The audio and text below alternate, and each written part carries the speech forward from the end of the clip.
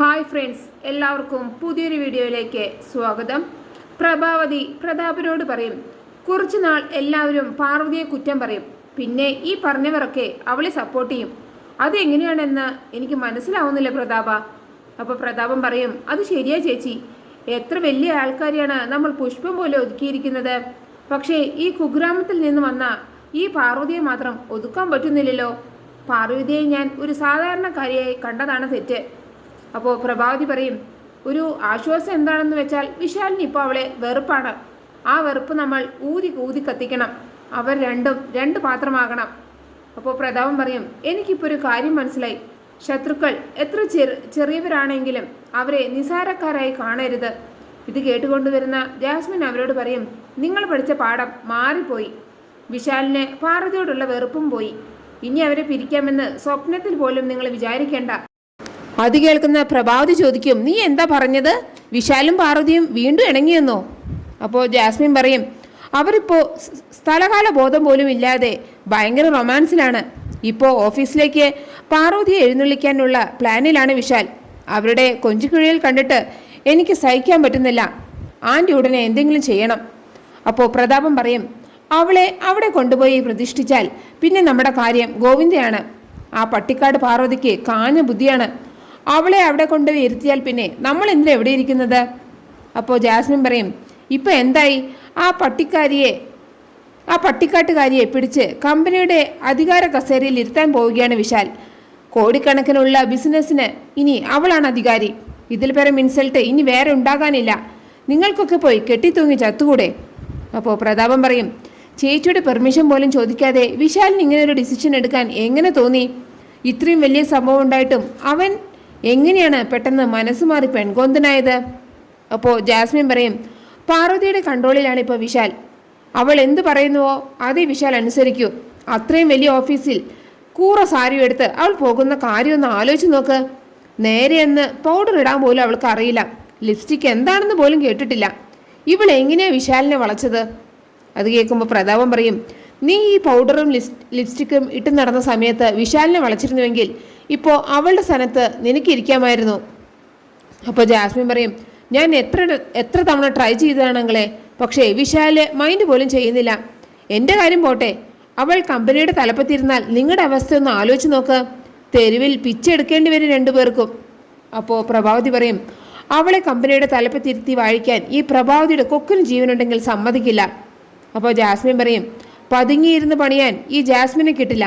അവൾക്കെതിരെയുള്ള എൻ്റെ പണികൾ മിന്നൽ വേഗത്തിലായിരിക്കും. ആൻറ്റി നോക്കിക്കോ, അവളെ തഞ്ചത്തിൽ കിട്ടിയാൽ ആ നിമിഷം ഞാൻ കൊന്നിരിക്കും. അപ്പോൾ പ്രഭാവതി പറയും, പാർവതിയെ കൊന്നാൽ ആ നിമിഷം നിന്നെ ഞാൻ വിശാലിനെ കൊണ്ട് കെട്ടിച്ചിരിക്കും. ഇത് പ്രഭാവതിയുടെ വാക്കാണ്. അതേസമയം അച്ചമ്മ ഗോപിനാഥനോട് പറയും, വിശാൽ എടുത്തത് ഒരു ഉചിതമായ തീരുമാനമാണ്. എന്നാൽ എനിക്ക് തോന്നുന്നത് പാർവതിയുടെ ജീവിതം ഈ 4 ചുവരുകൾക്കുള്ളിൽ ഒതുങ്ങേണ്ടതല്ല. അവളും ഗായത്രിയെ പോലെ കാര്യപ്രാപ്തി ഉള്ളവളാകണം. ഗായത്രിയെ പോലെ പാർവതിക്കും നമ്മുടെ ഓഫീസ് ഭരിക്കാൻ സാധിക്കണം. അവൾക്കത് സാധിക്കും. നീയും ഗായത്രിയും നമ്മുടെ ഓഫീസ് നോക്കി നടത്തിയതുപോലെ ഇനി വിശാലും പാർവതിയും അതൊക്കെ നോക്കി നടത്തണം. പാർവതിക്ക് കുറിച്ച് വിദ്യാഭ്യാസത്തിന് കുറവുണ്ടെങ്കിലും അവൾ മിടുക്കിയാണ്. ഓഫീസിലെ കാര്യങ്ങളൊക്കെ അവൾ പെട്ടെന്ന് പഠിച്ചോളും. വിശാലെല്ലാം അവളെ പഠിപ്പിച്ചു കൊടുത്തോളും. നിനക്കിത് കേട്ടപ്പോൾ സന്തോഷമായില്ലേ മോനെ? അപ്പോഴേക്കും പാർവതി അവിടേക്ക് വരികയാണ് കേട്ടോ. എന്നിട്ട് പറയും, ഞാൻ ഓഫീസിലേക്ക് പോകാൻ തുടങ്ങിയാണ് അച്ഛമ്മേ. അതിനു മുമ്പ് എനിക്ക് അച്ഛൻ്റെയും അച്ഛമ്മയുടെയും അനുഗ്രഹം വേണം. ഞാൻ അനുഗ്രഹം വാങ്ങാൻ വന്നതാണ് എന്ന് പറഞ്ഞിട്ട് പാർവതി ആദ്യം അച്ഛമ്മയുടെ കാല് പിടിക്കുകയാണ്. പിന്നെ ഗോപിനാഥൻ്റെയും കാല് പിടിക്കുന്നുണ്ട്. എന്നിട്ട് അദ്ദേഹത്തോട് പറയും, അച്ഛൻ അറിഞ്ഞോ, ഞാനിന്ന് ഓഫീസിലേക്ക് പോവുകയാണ്. ഞാൻ ഓഫീസിലേക്ക് പോകണമെന്ന് വിശാൽ സാറിന് ഭയങ്കര നിർബന്ധം. അപ്പോൾ അച്ഛമ്മ പറയും, ഞാൻ ഇവനോട് എല്ലാം പറഞ്ഞു മോളെ. നീ ഓഫീസിൽ പോകുന്നതിൻ്റെ സന്തോഷത്തിലാണ് ഗോപി. അപ്പോൾ പാർവതി പറയും, അച്ഛൻ മനസ്സുകൊണ്ട് എന്നെ അനുഗ്രഹിക്കുന്നുണ്ട് എന്നെനിക്കറിയാം. അപ്പോൾ അച്ഛമ്മ പറയും, ഞങ്ങളുടെ അനുഗ്രഹം മാത്രമല്ല, ഗായത്രിയുടെ അനുഗ്രഹവും എപ്പോഴും മോൾക്കുണ്ടാകും. അപ്പോൾ പാർവതി പറയും, ഗായത്രി അമ്മയുടെ അനുഗ്രഹം ഞാൻ വാങ്ങിച്ചു കഴിഞ്ഞു. പക്ഷേ എൻ്റെ മനസ്സിൽ എന്തോ ഒരു വെപ്രാളം. ഓഫീസിലേക്ക് കൂടെ വരാൻ വിശാൽ സാർ പറഞ്ഞു. ഞാൻ കൂടെ പോകുന്നു. പക്ഷേ ഞാൻ അവിടെ പോയിട്ട് എന്ത് ചെയ്യാനാച്ചമ്മേ? ആലോചിച്ചിട്ട് ഒരു എത്തും പിടിയും കിട്ടുന്നില്ല. അപ്പോൾ അച്ഛമ്മ പറയും, ഗായത്രിയുടെ ആത്മാവ് നിൻ്റെ ഒപ്പം ഇല്ലേ മോളെ? പിന്നെ എന്തിനാ നീ പേടിക്കുന്നത്? അതുകൊണ്ട് കൂടുതലൊന്നും ചിന്തിക്കാതെ വിശാലിൻ്റെ കൂടെ പോകാൻ നോക്ക് എന്ന് പറഞ്ഞ അച്ഛമ്മ പാർവതിയും കൊണ്ട് അവിടുന്ന് പോവുകയാണ്. അതേസമയം ജാസ്മിനും സുശീലയും പ്രതാപനും പ്രഭാവതിയും കൂടെ ഹാളിൽ നിൽക്കുകയാണ് കേട്ടോ. അപ്പോൾ സുശീല പറയും, അവളെ കാണാനില്ലല്ലോ ചേച്ചി, ഇനിയിപ്പോൾ ഓഫീസിൽ പോകുന്നില്ല എന്ന് പറഞ്ഞ് പാർവതി ഒഴിഞ്ഞു മാറി കാണുമോ? I think so. അപ്പോൾ ജാസ്മിൻ പറയും, അങ്ങനെ സംഭവിക്കാൻ യാതൊരു സാധ്യതയുമില്ല. വിശാൽ ഒരു കാര്യം പറഞ്ഞാൽ അവളത് ദൈവവാക്യം പോലെ അനുസരിക്കും. അതവൾ തെറ്റിക്കുമെന്ന് നിങ്ങൾക്ക് തോന്നുന്നുണ്ടോ? അപ്പോൾ പ്രഭാവതി പറയും, നിങ്ങളൊന്ന് വെയിറ്റ് ചെയ്യേ, അവളെയും കെട്ടി എഴുന്നള്ളിച്ചുകൊണ്ടുള്ള വിശാലിൻ്റെ യാത്ര എവിടെ വരെ പോകുമെന്ന് നമുക്കൊന്ന് നോക്കാം. അവളെ അവൻ ഓഫീസിൽ കൊണ്ടുപോയി കുടിയിരുത്തട്ടെ. ബിസിനസ്സിൻ്റെ ചുക്കാൻ മുഴുവൻ അവൻ അവളെ ഏൽപ്പിക്കുകയും ചെയ്യട്ടെ. പക്ഷേ ഗായത്രിക്ക് പകരം പാർവതിയെ ആ ഓഫീസിൽ വാഴിക്കില്ല ഞാൻ. അത് ഈ പ്രഭാവതിയുടെ വാക്കാണ്. അപ്പോൾ പ്രതാപം പറയും, കാണാൻ പോകുന്ന കളികൾ കണ്ടു തന്നെ അറിയാൻ സുശീലേച്ചി. അപ്പോഴാണ് ഒരു ബാഗും കൊണ്ട് ശേഖരൻ അവിടേക്ക് വരുന്നത്. എന്നിട്ട് ശേഖരൻ അവരോട് പറയും, ഈ ബാഗ് ഇന്ന് ഓഫീസിലേക്ക് പോകുന്ന പാർവതി മോൾക്ക് എൻ്റെ കൈകൊണ്ട് കൊടുക്കണം. പാർവതി മോൾക്കുള്ളതാണ് ഈ ബാഗ്. അപ്പോൾ ജാസ്മിൻ ശേഖരനോട് ചോദിക്കും, കണ്ണിന് കാഴ്ചയില്ലെങ്കിലും ഇവിടെ നടക്കുന്ന സകലത അറിയുന്നുണ്ട് അല്ലേ? അപ്പോൾ ശേഖരൻ പറയും, കണ്ണിന് കാഴ്ചയില്ലാത്തവർക്ക് മറ്റു ചില കഴിവുകൾ ഈശ്വരൻ കൊടുക്കും മോളെ. എനിക്കും അങ്ങനെ ചില കഴിവുകളുണ്ടെന്ന് കൂട്ടിക്കോ. പാർവതി മോള് ഇതുവരെ ഇറങ്ങിയില്ലേ?